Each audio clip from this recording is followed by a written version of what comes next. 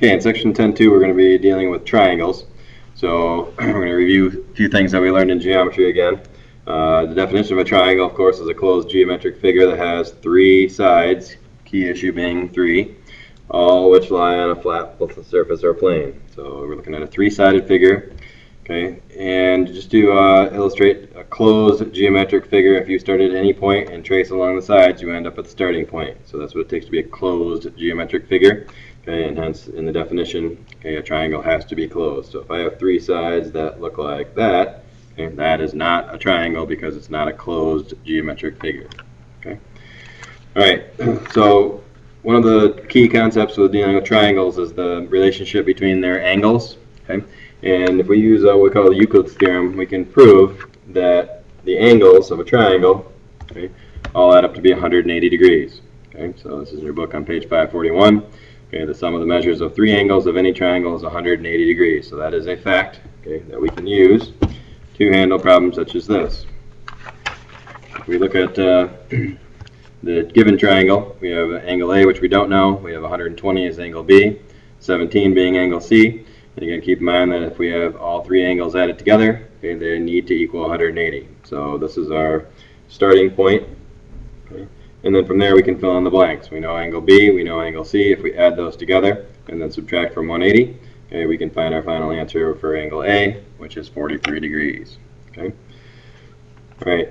Now, just to illustrate a couple more angle relationships with triangles, some that will use that same concept here. We have, in this case, we're going to try to find measures of angles 1 through 5. Okay. So that said, if we look at the first one, okay, we know that 1 plus 2 plus 43 equals 80. These three have to add up to be 180. But the problem is that we have two unknowns here. However, since this angle right here is 90, okay, what does that make angle 1? Angle 1 would also be 90, okay, because these two would be supplementary to each other. They make a straight angle. And so knowing that, now we do know enough information to find angle 2. And so if we subtract from 180, we find that angle 2 to be 47. So this one is 47 degrees. And then the question is, can we find the others? Well, we also know that if this is 2 and this is 3 and these are vertical to each other, then what does that say about angle 3? From our last lesson, we learned that that's also 47. Okay, and then for angle 4, we can use the sum of equals 180 again because we have 47 and 60. Added together with number 4 would give us 180. So if we add 47 and 60 together, we get 107. So 180 minus 107 would be 73. And so that angle right there would be 73 degrees. And then finally we can go back to supplementary angles here because 4 and 5 are supplementary. So therefore number 5 had better be 107 because those two together make 180. Okay. So with we're building quite a few different relationships in terms of angles here at this point that we can use to determine other angles. Okay. We're going to turn our attention now to some special types of triangles. Okay. We can classify triangles by two ways. We can try to classify them by their angles and by their sides. Okay, so we can use any of these 6 words depending on what our situation is. If we have an acute triangle, that's when all of the angles are acute, which is again less than 90. Okay, a right triangle is one in which we have a right angle. So if we have a right angle, we'd have a right triangle.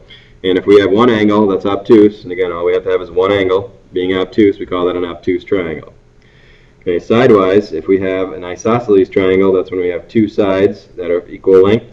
Okay, we also know that if these sides are equal length, then the angles across from them are also equal. An equilateral triangle would be one that has all sides that are equal to each other, which also in turn gives the angles to be equal to one another as well, all being 60. So we have an equilateral triangle. And then finally, when we have no two sides of equal length, then we call that a scalene triangle. None of these are equal in length. Okay, and hence we call it a scalene triangle. Okay. All right, so some of our questions are going to be asked about those. And then we're also going to work with similar triangles, just like we did in geometry also. Similar figures have the same shape, but not necessarily the same size. Okay, so specifically with triangles, the angles are equal, okay, but the sides may or may not be the same length. So a couple key issues here. The angles are still equal. Even if I change size of my triangle, okay, the angles do not change. Okay, the sides, however, will change length if we change sizes. Now, a couple key elements with similar triangles is that corresponding angles are the angles that have the same measure in the two triangles. corresponding sides are the sides opposite the corresponding angles. Okay? So if we can identify these corresponding sides and angles, okay, then there's some relationships that we can exploit. Okay, so these two are similar triangles. There's nothing to solve here because we already have all the information. But when we look at these two angles, A and D, are going to be what we call corresponding. C and F are corresponding, and B and E are corresponding.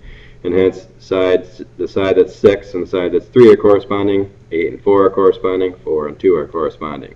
Okay, so those are the corresponding angles. Okay, and what the relationship that we're going to develop here is, again, that the corresponding angles are going to be congruent, and hence they're marked with congruent symbols. Okay, and notice they're different symbols because they're different angles. If we marked them all with a 1, that would indicate they're all equal to each other. But this one is just equal to this one, so they have the same marks. These two are equal, same marks. These two are equal, same marks. Okay, and what it boils down to with the side lengths is that when we have similar triangles, the side lengths are proportional to each other. So in other words, if I take a side from the first triangle and I put it over the side from the second triangle that's corresponding, so in this case 6 over 3, that had better equal another side from this triangle over its corresponding side from the second triangle. And if we reduce both of these, notice that both answers are 2. Similarly, for the third side, we have a 4 here and a 2 here, and that also equals 2. So this is the relationship that we can exploit in terms of finding missing sides. So let's go ahead and do that on the next slide.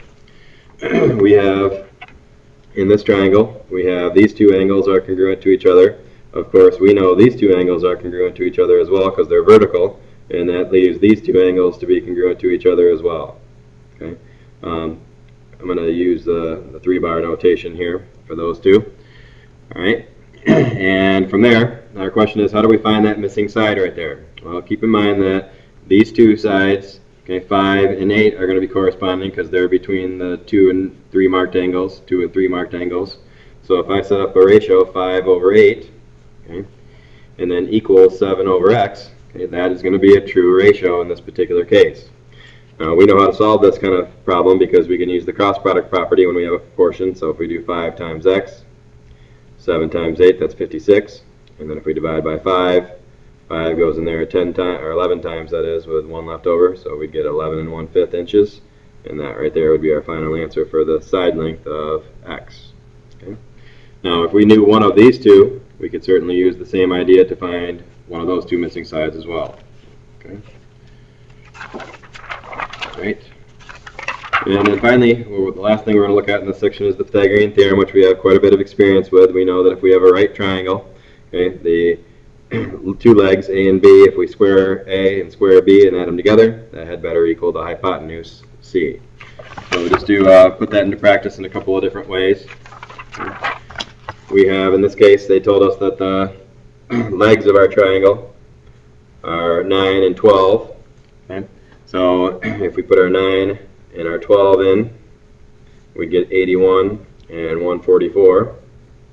And if we added 81 and 144 together, we'd get 225 equals c squared. And then if we take the square root of both sides, we can get our c value. It turns out to be a perfect square this time, which is 15. Now, if it doesn't turn out to be a perfect square, then we want to make sure that we simplify the radical. Do not give a decimal unless it says to give a decimal. Okay, we'd want to give a simplified radical. So if there was perfect square factors for this, we'd want to simplify it. Want to do one more problem with the Pythagorean theorem just to make sure we're clear. If we have this problem where we have, let's say, 9 here and let's say 24 here. If that's the case, and we want to find this side, I'm going to label this. C is generally the right angle. So let's call this one A and this one B. So the side across from A is going to be little a. So we're actually looking for little a at this point. So we need a squared plus 9 squared equals 24 squared. And the key difference in this problem is that we don't know both legs. We know a leg and a hypotenuse. So we're going to make sure we're solving for the right variable here. And so if we go a squared plus 81 equals 576. Okay. And then, of course, we're going to get a squared equals. And if we do 576 minus 81, we get 495. And then if we take the square root of both sides, we get the square root of 495. And we don't want to leave it like that, of course, if it's reducible. So I'm going to try to see if I can reduce that. Okay, I'm going to put it in a box. And if I add those together, these three numbers, we know if we add them together and it's divisible by 3, which in this case is 18, so we can divide that by 3. So I'm going to go ahead and divide that by 3, and if I do, I get 165. Okay. That also can be divided by 3, 165. You get 55. That cannot be divided by 3, but it can be divided by 5, and we get 11. So we're done with our box trick to reduce this. We do have a pair, so that means the final answer is going to have a 3 out in front. And then what we don't have is pairs for those two, so they have to stay in. And remember, it's the multiplication of those two that stays in. So our final answer in this case would be 3 radical 55, and that would be the side length of side A.